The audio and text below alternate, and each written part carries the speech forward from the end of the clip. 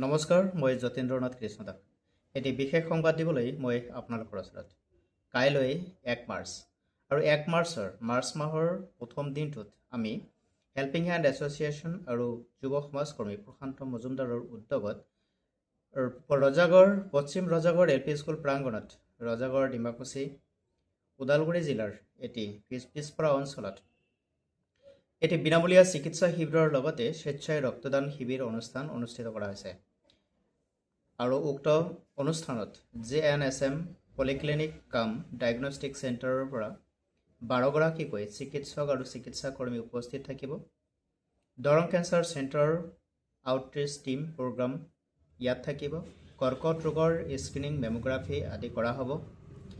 New life medical ভেৰগাঁৱৰ তৰফৰ পৰা physiotherapy বিভাগত বিনামূলীয়াকৈ ফিজিঅ'থেৰাপি চিকিৎসা প্ৰদান কৰা হ'ব।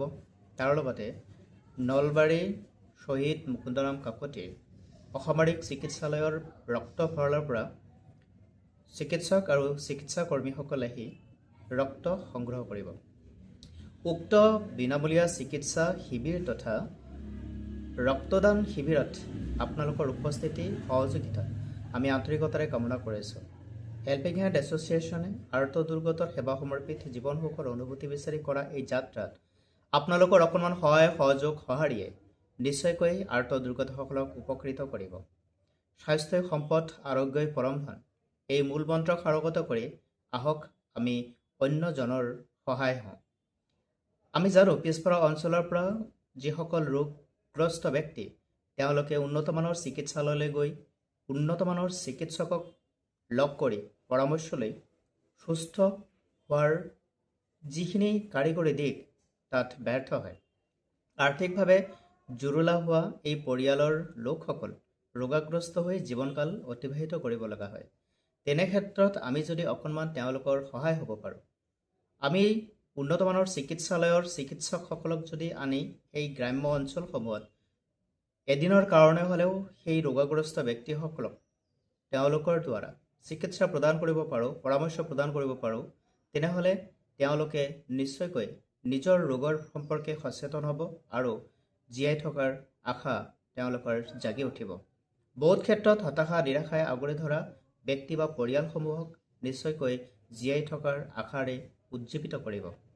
তাৰে এটি প্ৰয়াসত আমি ৰত আৰু আমি কাইলৈ দিনটোত 10 বজাৰ পৰা 2 বজালৈ উপস্থিত থাকিম পশ্চিম ৰজাগড় LP স্কুল প্ৰাংগণত।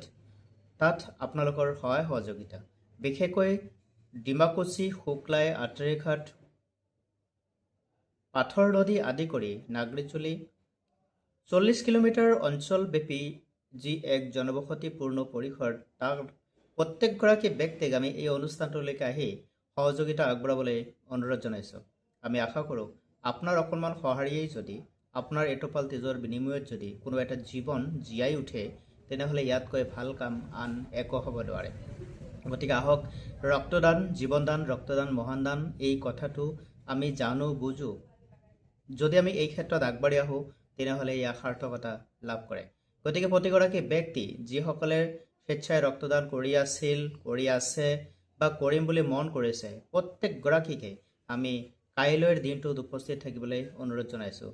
দিনৰ 10 বজাৰ পৰা 2 বজালৈকে আমি উপস্থিত থাকিম পশ্চিম ৰজাগড় LP স্কুল প্ৰাংগণত, য'ত JNSM পলিক্লিনিক কাম diagnostic centre, Darrang cancer centre, new life medical Bhergaon, শ্বহীদ মুকুন্দৰাম কাকতি অসামৰিক চিকিৎসালয়, ৰক্ত কেন্দ্ৰ Nalbari, helping hand health care centre আৰু হেল্পিং হেণ্ড সংস্থাৰ উদ্যোগত যুৱ সমাজকৰ্মী প্ৰশান্ত মজুমদাৰৰ তত্বাৱধানত অনুষ্ঠিত হ'ব লগা এই অনুষ্ঠানটোত সফল কাম হওক তাৰে কামনা কৰিছোঁ।